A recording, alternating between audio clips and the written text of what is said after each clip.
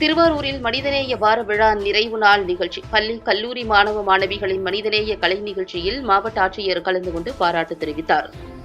திருவாரூரில் உள்ள தனியார் திருமண மண்டபத்தில் ஆதி திராவிடர் மற்றும் பழங்குடியினர் நலத்துறை சார்பில் மனிதநேய வார விழாவின் நிறைவு நாளில் கல்லூரி, பள்ளி மாணவ மாணவிகள் நடத்திய மனிதநேயம் வெளிப்படுத்தும் கலை நிகழ்ச்சி மாவட்ட ஆட்சியர் சாருஸ்ரீ தலைமையில் நடைபெற்றது. இதில் மனிதநேய விழிப்புணர்வு பேரணி, சமபந்தி போஜனம், நல்லிணக்க கூட்டம், கருத்தரங்கம், வில்லுப்பாட்டு உள்ளிட்ட கலை நிகழ்ச்சிகள் மூலம் பொதுமக்களுக்கு விழிப்புணர்வு ஏற்படுத்திய அலுவலர்களுக்கு பாராட்டும், மனிதநேயத்தை பலரும் அறிந்து கொள்ளும் வகையில் கலை நிகழ்ச்சிகள் மூலம் மனிதநேயத்தை வெளிப்படுத்திய மாணவ மாணவிகளுக்கு மாவட்ட ஆட்சியர் பரிசுகளை வழங்கியும் கௌரவித்தார்.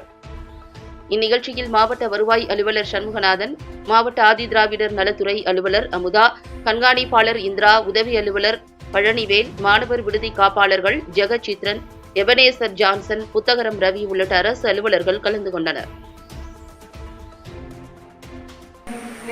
இது ஒன்றும் புதுசான விஷயம் கிடையாது.